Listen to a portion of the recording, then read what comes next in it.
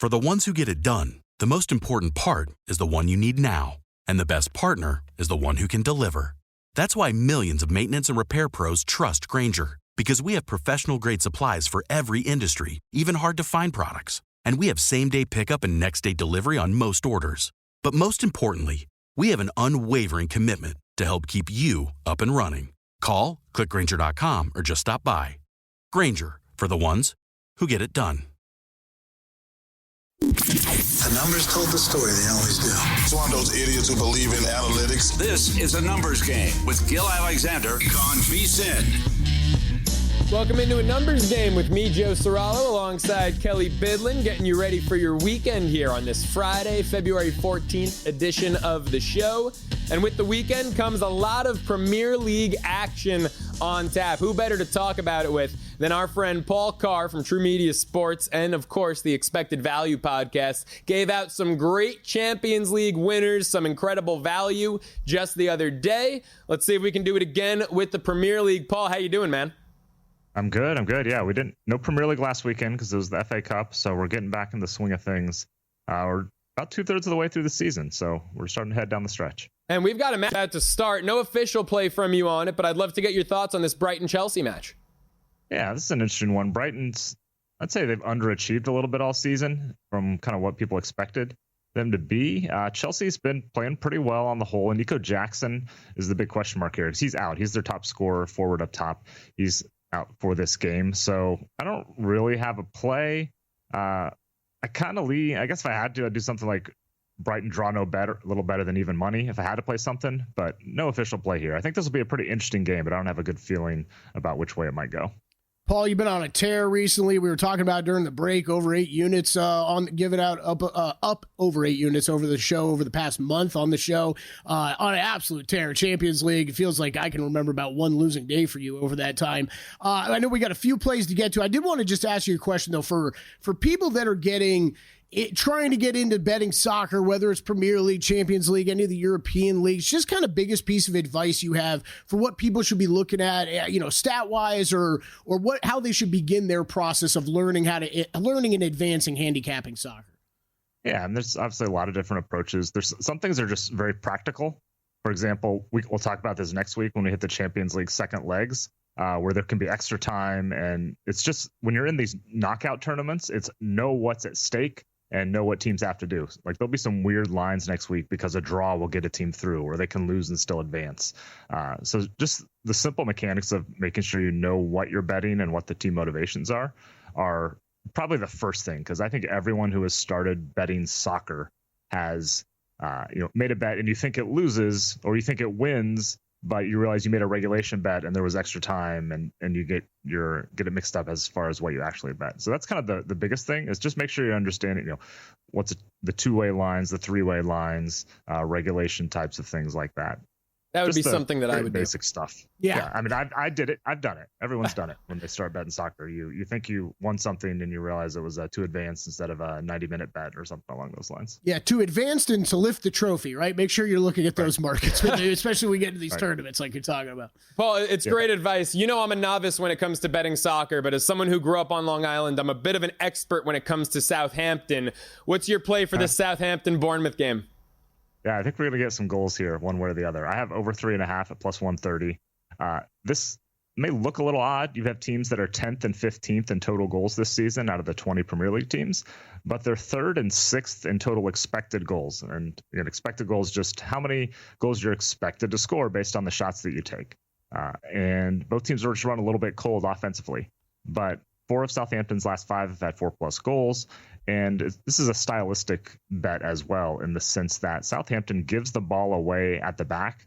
Their defenders try to hang on to it. They give it away a lot. And Bournemouth presses with their attackers as well as any team in the league. They have the 3rd most possessions that start in that attacking third. So I think Bournemouth's press will give Southampton trouble, which will lead to goals. So I like goals here, plus 130 on the over 3.5. Right, like it. Continuing on Saturday, Crystal Palace and Everton. Another total play for you here. What you got, Paul? Yeah, this is a little bit of a zag. It's over 2.5 at plus 120. Crystal Palace, Everton, you would just call them kind of under type of teams this season. They're both in the bottom 5 in goals scored. But again, things are trending up. Everton has a new manager who was their old manager. His name's David Moyes. And they've, through the last 5, have had 4+ goals and 2.5+ expected goals. And they've scored in 4 straight Premier League games with multiple goals in 3 of those. So I'm not saying that he's opening the team up, but he is giving them more opportunities to score than they kind of had under the previous regime, which was under Sean Dyche, was much more defensive. And Palace has been better lately in attack. They've scored twice in 4 of their last 6. I might hate this pick 10 minutes in when it looks like both teams are fine with a 0-0, but getting plus 120 on over 2.5, I will take that chance. And Paul, you've been killing it with the plus money plays. Of course, I want to, give some acknowledgement, give some credit to that plus 290 over, who was that? Man City, Real Madrid? Man City, Real Madrid, yeah. Yeah, that's over I think 4.5. 1-1. Yeah, 1-1 in the 80th minute and over 4.5 hits. No sweat. That was part of the bet, was like these teams get weird late in general, especially Real Madrid. Things just open up and things get crazy. So again, obviously it worked out really well. My favorite with the stoppage time winner, but that was part of the play, is that things get loose late and crazy stuff can happen. What a finish for you. That game's 1-1 in the 80th. You had Juventus, which won in the, I think, 82nd minute. It was a strong day of finishes in the Champions League for you. So you've been giving out these plus money overs with pretty good success. How about an under? What do you like in that Liverpool match? Yeah, I'll take the under 3.5 here at minus 110. Wrote a lot of Liverpool unders early in the season when they were really just kind of choking the life out of the game with possession. They're not quite doing that as much now as they used to, but they're also not the rip-roaring attacking team they were under Jurgen Klopp last season.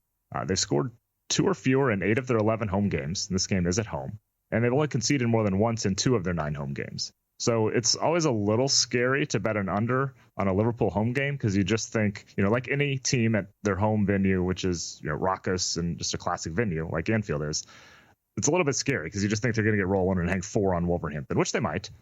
But this Wolves team is not very good. They're really fortunate that they're not in the relegation zone now. They could still fall in there. I just think this is like a 2-0, 3-0 type of game for Liverpool, where they're in control. They don't go nuts, but it's a lunch pail type of game. You're at home, get your 3 points, go on your way, and keep that lead safe in the Premier League title race. All right, Paul, I'm going to bring you back to the top goal scorer market because, as you can tell from I'm a little obsessed with this. The Erling Haaland, I feel like I've been trying to get involved with it at some point during the season. I haven't yet. I think it's pretty interesting, though, to see Mo Salah now with a 3-goal lead. I know you're on the under with the Liverpool game on Sunday. He's got a 3-goal lead, though, right now. He's moved to the favorite, minus 125. Haaland plus 140. I was really hoping to get involved here, but I was hoping for a longer number. How do you look at this market right now? Yeah, kind of feeling similar to that, in that seeing Haaland at plus 140, I don't remember seeing him that long over the past several years. So that my first instinct is like, we got to jump on that. Is he really going to make up 3? Right. And maybe 4? It depends on your book if they pay out a dead heat or whatever they do if guys tie. That's tough. It just won plus 140. It's not like Salah is slowing down or anything, and Liverpool is going to have to push. The only case I can really make for Haaland here is Liverpool rests Salah toward the end of the season. Like, they clinch the title with, say, 5 games left, which they possibly could. Maybe not that many. And he sits out a few games because they're deep in Champions League or something. Okay. But, City's going to be pushing for top 4. So that's the only case I can really make. Like, maybe it just gets like 3 more games than Salah does from kind of a Man City's got to win this perspective. So unfortunately, we're still priced correctly pretty much. Yeah, I think so. I would want close to plus 200. Yeah, that's what I was hoping to find. All right, maybe I'll shop around, see if I can. Well, you mentioned City making a push for top 4. While we're talking futures, Liverpool's pretty in command to win the league, but is there any value in that top 4 market? Anything that intrigues you there? Nothing crazy. I still kind of like Newcastle. They're about plus 225. I have a future on them from before the season at almost that identical price. So it's not something I'm going out to play. But yeah, you have essentially 4 teams for 2 spots. So I feel like Newcastle's a couple points off of 4th right now. So I kind of like that. The one X factor in all of this is, and this is a little bit complicated, but the Premier League's probably going to get 5 Champions League spots, which means a team could be in 5th going to the last few days and not have to push for top 4, which is a little bit strange, but it depends on how all the English teams do in Champions League and the other European competitions this year. So that's just kind of a wrinkle to keep an eye on. Like, Newcastle or any team could be in 5th going into the last couple of days and be fine with that, depending on how everything else shakes out both in Europe and in the Premier League. Speaking of Newcastle, they've got a match with Man City tomorrow. Man City laying 5 cents. Newcastle plus 245. Draw 3-1 there. Anything on that board that intrigues you? Any lean in that contest? Yeah, I was thinking about the Newcastle double chance at minus 120. I've played a lot of double chances against Man City this season successfully. I'm not ready to say Man City is back in this game, but they've looked okay. I just still don't quite trust them. I mean, we saw it against Real Madrid where they were ahead 2-3 times and ended up losing that match. And that's kind of what City's been all season, just not quite clicking, especially defensively. So I feel like Newcastle has the personnel with Alexander Isak and company to really take advantage of a weak Man City defense. So I would lean toward Newcastle double chance minus 120, or maybe you can find a better price if you shop around. Paul, as always, sensational stuff, man. Really appreciate the time. Thanks for hopping on. You bet. Happy Valentine's. Have a good weekend. Yeah, you as well. Our buddy Paul Carr. Make sure you follow him on Twitter at Paul Carr. Check out the Expected Value podcast, too. That guy gives out a lot of value, that's for sure. A lot of plus money plays, and a lot of them hit. Yep. Yeah. Man, he's been on hell of a run here the past couple months on this show. I'm just trying to find. I'm shopping soccer prices right now, man. I'm trying to find Haaland at like plus 170. I think I'd get involved. That guy's a beast. I fell into the same trap that you've warned me about because I don't bet soccer. And you said that you and Gil sometimes, Paul, come on, give out some great plays. And you'll be like, you know what? I'm going to play that. And then you get home after the show and you settle down and you make yourself a soy latte like Kelley loves to do. And you realize, oh, shoot, the match already started. Yeah. That happened to me with Juventus the other day. I was going to play it. And then I look and I'm like, oh, 40th minute. Very cool. Yeah. It happens to be way too often. Yeah, those soy lattes just take too long. They're too time consuming for you to make. It's always, you get done. We got some post-show stuff we got to do. Maybe run an errand or two on the way home. And then I'm settled down at my desk working on some NBA stuff for the day, working on next day's show. And then I look up, like you said, and it's, we're in the 20th minute already. Yep, that's exactly what happened to me. And it would have been a sweat. Maybe it would have been a winner, but maybe I was okay without the stress in my life. Speaking of your NBA stuff for the day, 3-point contest. That's what we have to cap up next on a numbers game. He's Kelley Bydlon. I'm Joe Ceraulo.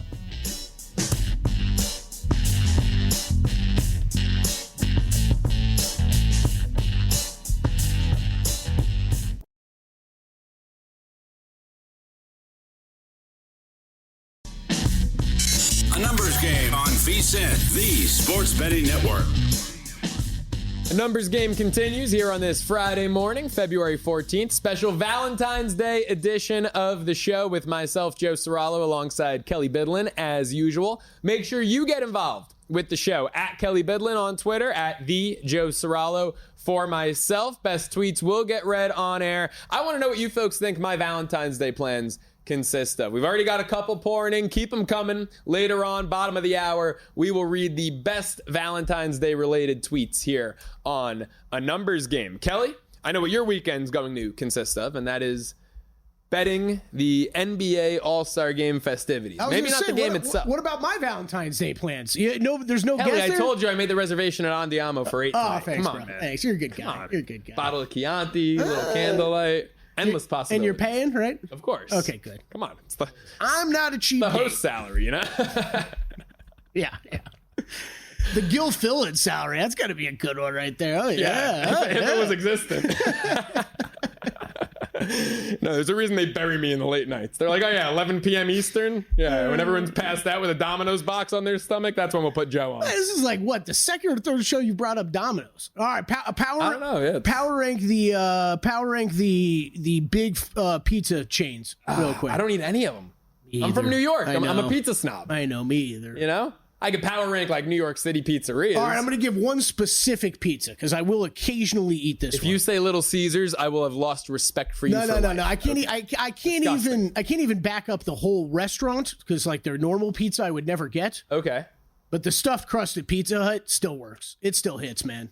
Yeah, I don't do it. I will say in college, because I remember, I'm from New York, from Long Island, so great pizza Long Island, great pizza New York City, and I have no shame in admitting the best pizza, New Haven, Connecticut. I got a lot of New York pride. Oh, yeah, New Haven, Connecticut, best pizza. There's pizza from everywhere these days, by the way. Like you go into a restaurant and they're like, yeah, we've got New Haven style, we've got this. When they say Detroit style, Detroit style, yeah. No disrespect to Detroit. I know Derek Stevens, big Detroit guy. I don't go to Detroit for my pizza. Yeah, it is. It'll get me though. Whenever I'm at a place and I see a like City's pizza that I've never had before, I'm like, well, I'm going to try that. Yeah, no, I don't play the hits. Yeah, okay. Stick to what you know there. We could, What about the that might be next week. That might be a segment. Power ranking pizza and whatnot. Not a lot of sports going on. No, there's not. Bagels, New York, New Jersey, or nowhere. Okay. Bagels got to be from New York or New Jersey. I've heard it's about something about the water, Joe, right? Yeah, it is. Absolutely. No, I'm dead serious. So Prince Street Pizza, there's locations. There's one here in Vegas, one or two in Vegas. There's a Prince Street in Los Angeles. They import the water and the dough from the original Prince Street in New York. Okay, that's and pretty that's why I'll go impressive. to Prince Street. Like West Hollywood, after sense. a night out, you go to Prince Street.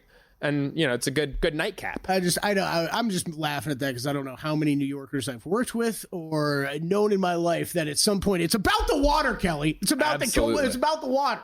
I'm like, all right, cool. The water, I think, has also been linked to cancer. I don't know if the pizza's linked to cancer, but yeah. Well, I know Kelly's going to have some sort of fast food pizza chain, and he'll be firing away bets Saturday night.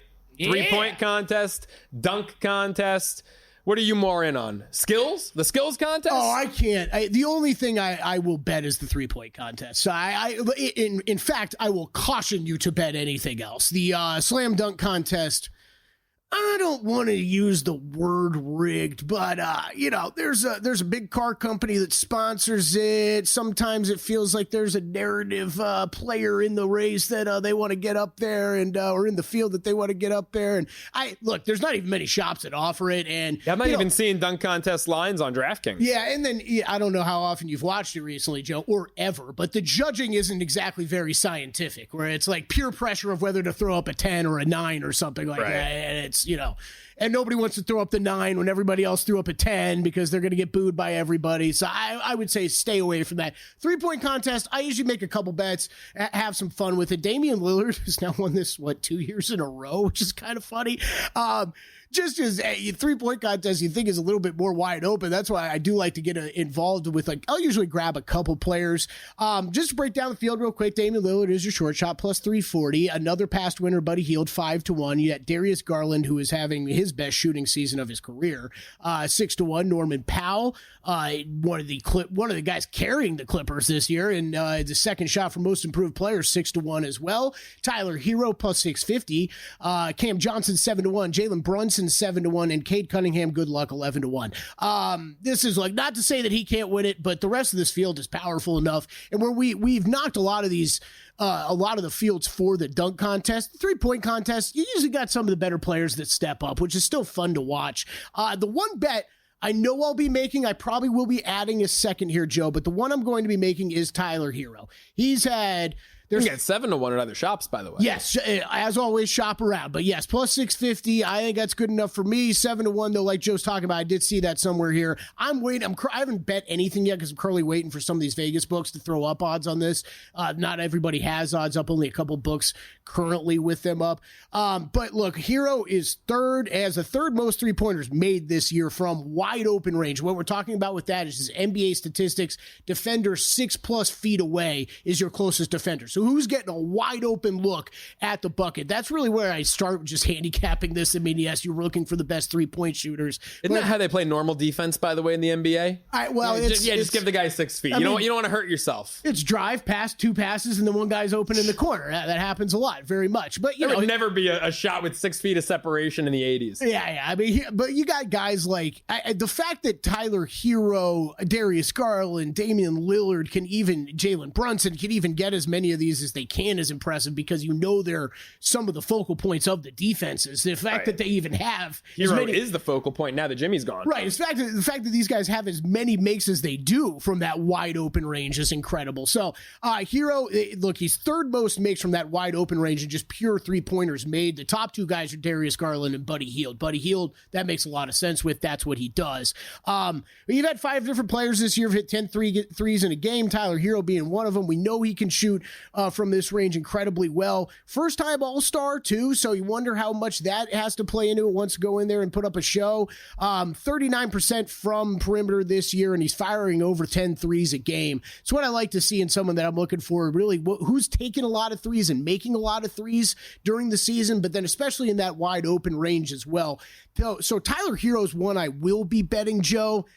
I'd hate to get chalky because I usually don't in this market. I have a feeling the other guy I'm going to throw a couple bucks on is Lillard. Lillard's got a chance to win this I think it's 3 times in a row now for Lillard. Oh. And look, not a good week for three-peats though, Kelley. That is a good point. Not a good week for three-peats. Good point, Joe. But this is if you're Damian Lillard, okay, the hype hasn't exactly lived up to expectations when we've talked about what the pairing was going to be with Lillard and Giannis in Milwaukee.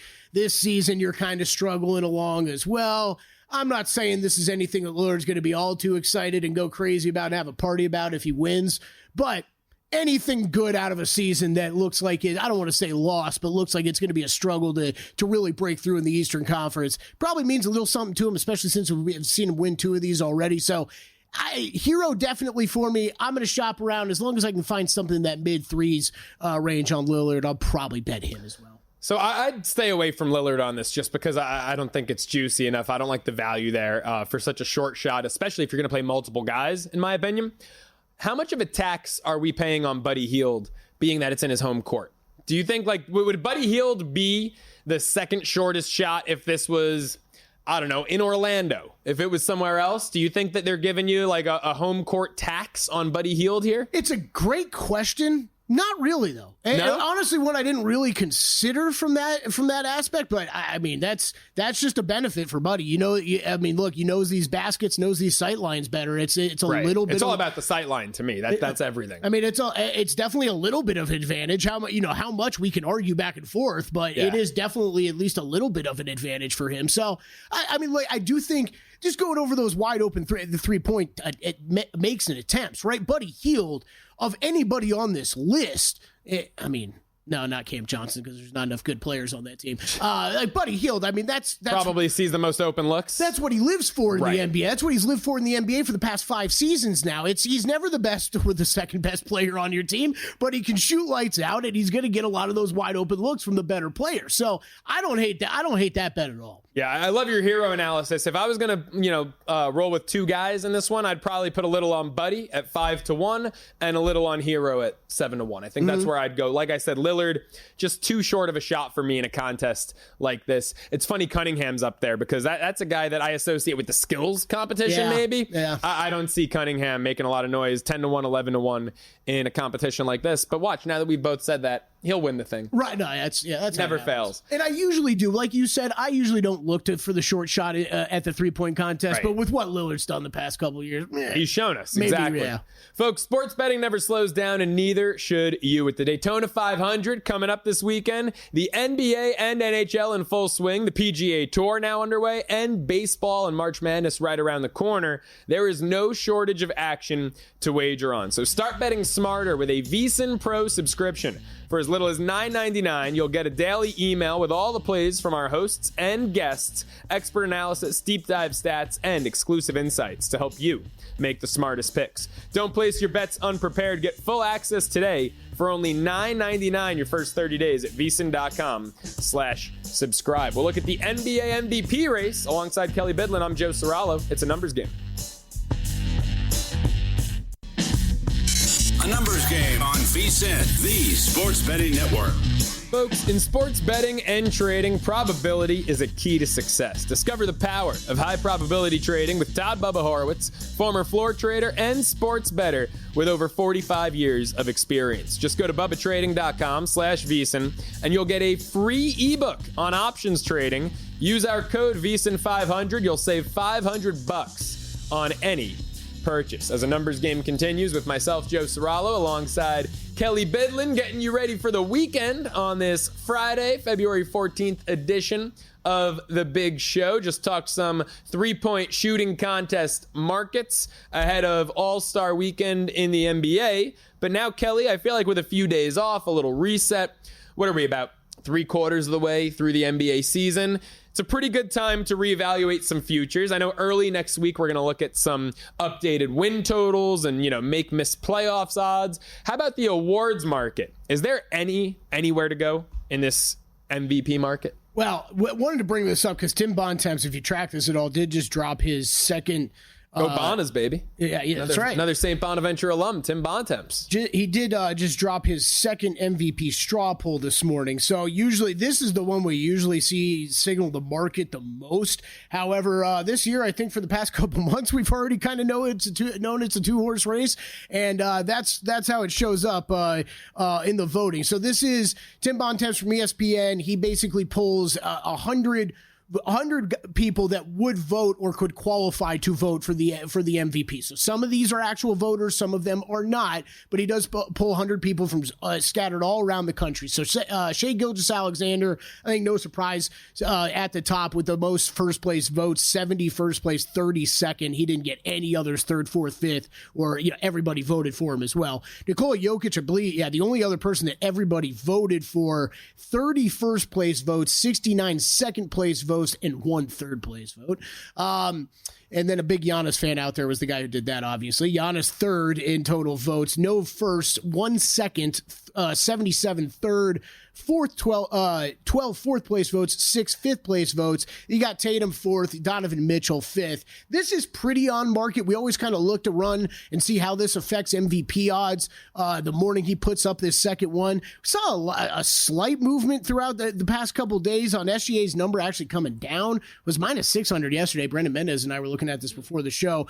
Down to minus 500.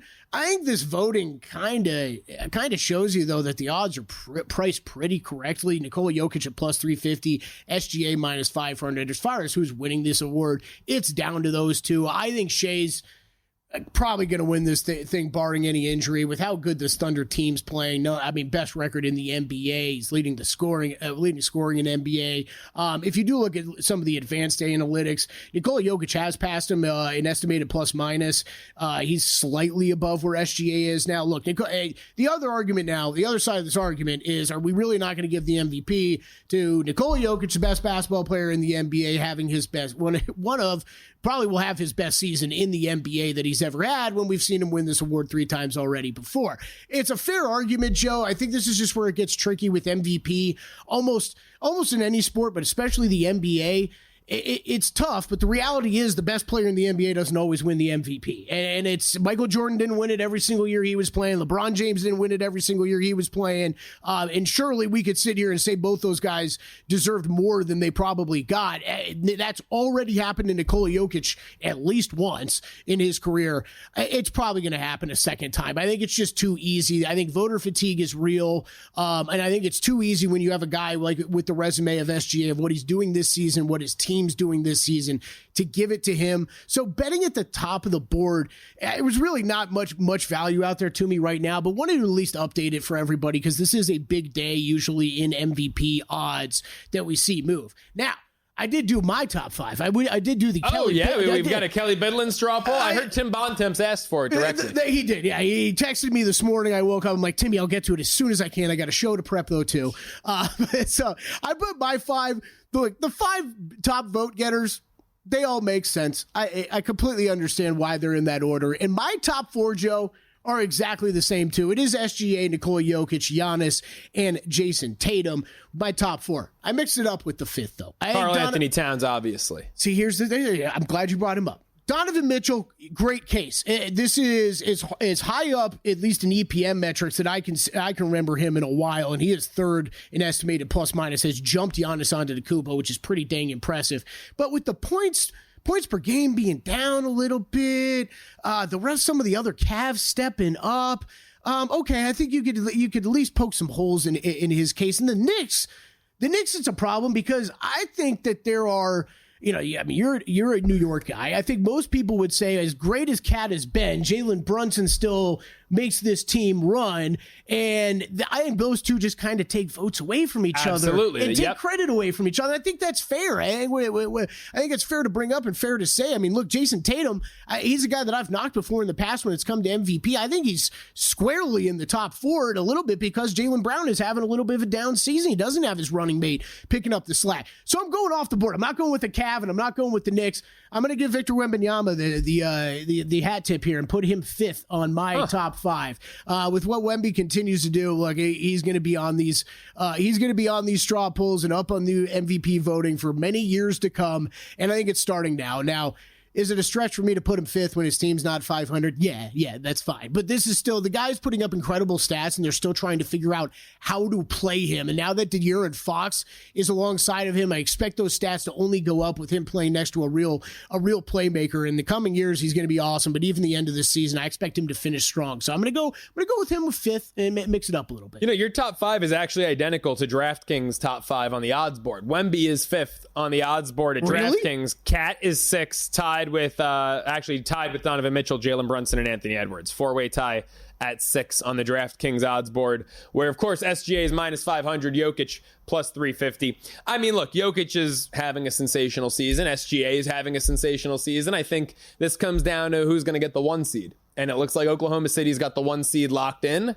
And I think, how do you argue against giving it to SGA when he's got his team positioned in the top overall seed? You could say, oh, well, what would the Nuggets look like without Jokic? What would the Thunder look like without SGA? It's neck and neck. And I think, to your point, fatigue certainly plays a factor when you have a neck and neck race. Oh, well, let's give SGA his first instead of giving Jokic his fourth. But also SGA's, leading the best team in basketball. Yeah, I'll have to double check on these, but as of like a month ago, this was the case. The on-off splits are interesting because that's often used as an argument of, okay, if the Oklahoma City Thunder have such a better team, and I've talked about this when we talked about the futures bets that we love, right? The bench is such high quality. There's a lot of good guys that can come in when SGA hits the bench to take a rest, and it's not the same case in Denver. The problem is, as of a month ago at least, when you looked at the on-court metrics, it was still SGA's better than Nikola Jokic was on the court. So that actually might have changed in the past month, but it's still, that stuff's important to look at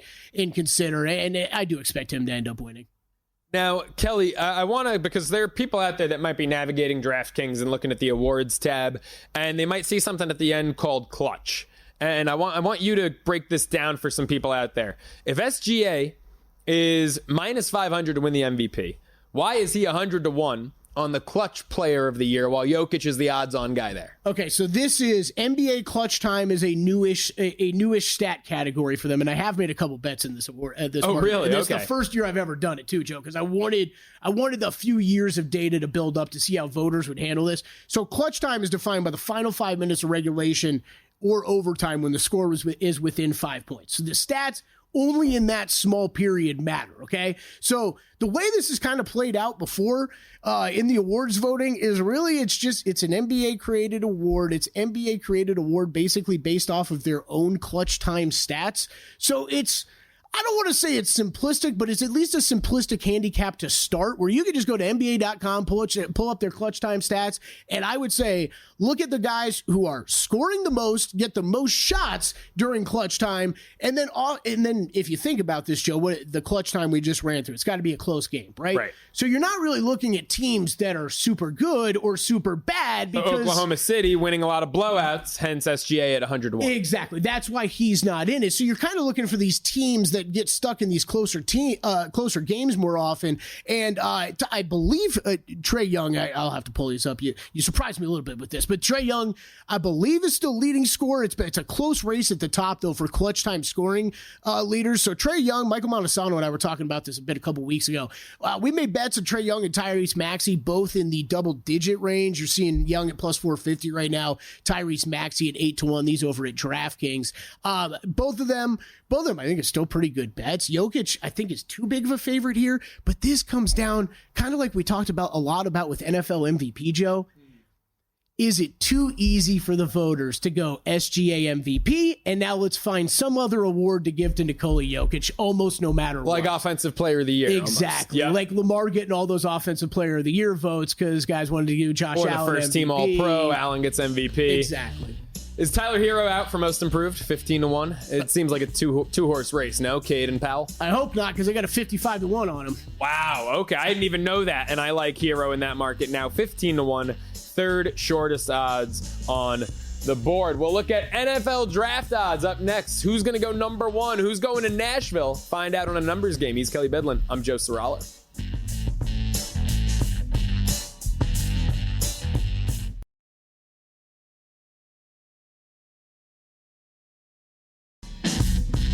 A numbers game on VSiN, the Sports Betting Network. A numbers game continues here on VSiN. He's Kelley Bydlon. I'm Joe Ceraulo, getting you ready for your weekend. No better way to do that than with some best bets, right, Kelley? That's right. Let's get into it. Best bets brought to you by G-Bank, the official bank of VSiN. I gave out one college hoops play earlier. I've got two more on my Valentine's Day card. Just to reiterate quickly, Northern Kentucky -6.5. Now it's 7.5. I would still do it. This Green Bay team is atrocious. Don't be fooled by the fact that Green Bay is on a little 2-1-1 against the number streak. They've lost all 4 of those games. They've lost all 14 of their conference games. And the 2 that they've covered were games that they were 15.5-point dogs in that they lost by 15. So they covered both of those on the hook. Their one push, they were a 14-point dog, lost by 14. So Green Bay, I mean, this team, all they do is they lose by double digits, right? Now they're 6.5-point dogs, now 7.5 at some shops. This is a Northern Kentucky team that beat them by 18 in their last meeting. I'm expecting another double-digit loss for Doug Gottlieb's Green Bay squad. Over in the Big Ten, I think this is a great spot for UCLA to kind of buck the trend. Everyone now, Kelley, is kind of pointing towards the fact that UCLA has not won a game east of the Mountain Time Zone. I believe they're 0-5 straight up when they have to travel east of the Pacific or the Mountain Time Zones. Well, classic Big Ten clash. I mean, and yeah, how UCLA, many times Indiana. they've had to travel that far east? You know, it's a lot. Racks up. This one, yeah, I mean, this used to be a Rose Bowl game. Now it's conference play. But I think this is a great spot for UCLA to end that. And, you know, people could say, all right, well, you're talking about winning. What about covering? I got the Bruins last night -1. You know, that's one and the same at that point. UCLA's defense, elite in the Big Ten. Indiana, in terms of points per game allowed, ranks just 15th out of 18th, while the Bruins rank number 1. Offensively, these teams are very even, so I do think it'll be UCLA's defense that is the difference maker in this contest. And then to wrap it up, San Jose State. Got to go back to Sparty. Catching 6 against Nevada. How about San Jose State? They're 11-2-1 against the number in conference play. 9-2 against the number at home. 12-3 as dogs. 5-1 as home dogs. Nevada just 4-9 against the spread in conference play. 2-5 on the road. And 1-3 as road favorites. These are 2 of the better three-point shooting teams in the Mountain West, but Nevada stinks at defending the 3. That'll probably be the difference maker here. Give me Sparty catching 6 at home. I like it. It's nice to see like a UCLA game on a Friday night. Has that become more common since these conferences have gotten massive? Not a lot of great. What are you talking about? Like having Friday good games on Friday? Yeah. I mean, there's Instead not a lot like, on the card tonight. You look, UCLA, really Indiana is pretty much the lone big one. I mean, you got Mountain West action with Nevada and San Jose State. You got your weekly A10 game with St. Louis, Loyola, Chicago. I mean, Sister Jean's 103. She's still going. They're good. Happy Valentine's Day to Sister Jean. Yeah, absolutely. She can eat those like chocolates in the bar. No, that's too hard for her. So mean. No, it's nice to see like a legit matchup on a Friday night though, instead of just like Manhattan and Siena like every single week. Like yeah, those actually, we've got Siena and Marist going. Okay, like those poor kids at Manhattan. As long as I've been involved in sports media of any kind, they're playing every Friday night. And they're hosting Merrimack tonight. Yeah, Merrimack's laying 2.5 on the road. Actually, might be a good spot for Merrimack. Laying 2.5 on the road. Those Manhattan kids, they're all worried about what bar in the Lower East Side they're going out to after the game. Any recommendations for them? A couple speakeasies, It's Lower East Side's more like the casual vibe. It's not exactly like the vibe, That was pretty good. Okay, Paul Carr's Premier League bets. Southampton. It's just one word. This isn't Southampton. This is the English version here. Yeah, I prefer Southampton. Yeah, this is the English version. Southampton. Many nights in Southampton I don't remember. This always feels like it's missing an H to me anyway. So Southampton and Bournemouth over 3.5 at +130. This is Premier League action tomorrow for Paul Carr. Crystal Palace and Everton over 2.5 +120. I don't really know why I went over 3.5 and then over 2.5 goals. They're both just over 2.5 and 3.5 goals. If you're watching at home. Sunday, Liverpool and Wolverhampton under 3.5 goals at -110. So 3 totals for Paul Carr, who has been on quite a heater the past couple months on this show. Nothing for me, Joe. Nothing for me. No best bets for Kelley? I don't put anything in the sheet or anything on the website until I've bet it. We talked about it earlier. Tyler Hero will be in the account at some point, but I still got to shop numbers. So I didn't put it down. I don't want to put it down yet. Tyler Hero 3-point contest, though, will be on the card for me tomorrow. You know, we mentioned going to dinner at Andiamo tonight, 8 o'clock reservation. Don't be late. What would the over-under be on glasses of wine consumed by Kelley? 2.5? Glasses? I thought bottles. Oh, baby. Oh, baby. It's going to be a good Valentine's Day. Best bets, of course, folks, brought to you by G-Bank. G-Bank's upping the ante with up to a $750 bonus for new G-Bank Visa Signature Card customers. Oh. First, new customers who spend $1,000 on eligible purchases within 90 days from account opening receive a $250 bonus. That means you open an account today, you go on a date tonight, boom, you're going to get your bonus. In addition, if you spend $50,000 on gaming and sports app loads within the 30 days of that account opening, you'll receive another $500 bonus. That's potentially a $750 bonus. Apply now, VSiN.com/GBank. That's VSiN.com/GBank. Subject to credit approval. Terms and conditions do apply.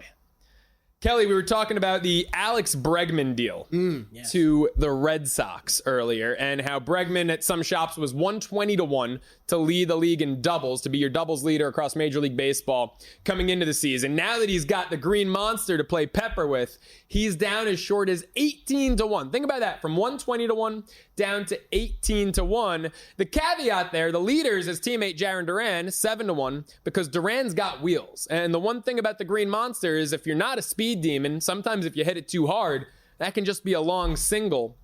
Let's take a look at someone I know that would have turned the green monster into a long single. Look Let's at see that what rookie card. Little League World Series Joe. What do you think I'm doing with the green monster, man? Oh, man, you're just crushing home runs. Man, look at that smolder. What happened to both of us? We just went opposite directions. I still have that smug, cocky smile. Yeah, no crap. That look screams, I'm going to hit one 350 feet left center off you and then steal your girl. Oh, man. What age is That's this? Incredible. That's age 12. Little League World Series, Joe. Yeah. And then yeah, me and you were. But look, Stormy Bonantoni just walked laughing. in, getting ready for Money Moves, top of the hour, and she just walked in and saw that picture. The look on her face was priceless. I just got to shake my head, man. Me and you were about at the same plane weight at that age. We went opposite directions from there. Wow. So that's Little League World Series, age 12. I think I'm 5'6", $185 in that. Okay. I was the cleanup hitting first baseman. As you should be. Then I stretched out and became a PO, pitcher only. Pitcher only, cool. Yeah. Batting practice is a lot more fun when you're a PO. You're just like shagging flies. If it's your day off, you're shagging flies. You're screaming the words to your love by the outfield while you're in the outfield, because that's the best BP song ever. That could be a good topic for next week. Best warm-up songs for baseball, best batting practice songs. I like it. I think your love. I saw UNC, because college baseball starts this weekend. Yeah. And I saw UNC released, they had like every walk-up song for guys on their team. And someone, of course, had Your Love. And that's got to be like the first person who gets to pick. So it's always got to be a senior. That's always everyone's number one go-to. Now eventually we got to move on, but now I got to bring this back up. Did we go as Joseph as a kid? Legally, Joe? that's the Fed name, you know. But like, you needed your legal name on this fun baseball card for your team? That was required? No, I think that was Joey. That was Joey. That was Joey. Okay. Yeah. So you were a Joey as a kid. I mean, look at those cheeks. Those you had cheeks to be a scream Joey. You had to be a Joey. Now it would be like weird. Now if anyone but my grandma calls me Joey, it's kind of weird. But those cheeks scream Joey. They also scream hibernation. I'm stuffing nuts in those for the winter. Yeah, winter's coming. Don't. Yeah, you said something about that earlier, Valentine's Day. I totally just got derailed. Yeah, you look flustered after that. Your cheeks are as red as your pullover. I can't get over Chubby Joe, man. You've come so far. Yeah, I'm so proud of you. We tried. Did they just play the Valentine's Day music again? Yeah, it's just I'm really proud of you. It's hitting here. It's hitting here. So I will say, we brought up Bregman and that doubles number. I don't know if 18-1 is worth playing. Honestly, still might be, just because I think he's going to have a monster, no pun intended, a monster season with that green monster there. But if you're looking for value, I think the Red Sox are just loaded with value. And we're going to talk a lot of baseball futures next week. But, you know, you can get them at longer than 4-1, as high as plus 450 if you shop around to win the American League East. I love that. I also love the exacta. I'm low on Baltimore this year. Is that division, just overall, is it more difficult or less difficult than last year? You know, that's tough. The Red Sox are better. The Orioles Orioles are worse. Right. Yeah. Right. So that's why I love the exacta. If you like Boston, I mean, look, the Yankees are such a big favorite in that division. If you like Boston, you probably think the Yankees are going to come in second. Right. So you can double your odds and go from plus 450 to 9-1 on a Red Sox first, Yankees second exacta. And that, my friends, is what I'm going to lock in this weekend. Folks, the great content here at VSiN never stops. How about Money Moves at noon Eastern coming up next? Stormy Bonantoni, I'm sure she'll have something to say about Joey's cheeks. And Mike Somich joining her. Then Prop Points, the newly revamped edition. Nick Whalen and Jeff Erickson, 2 p.m. Eastern. Followed by Make It Rain, Scott Seidenberg in today, 3 to 4 Eastern, only here on VSiN. That does it for a numbers game. He's Kelley Bydlon. I'm Joe Ceraulo. Have a wonderful weekend and a great Valentine's Day, folks.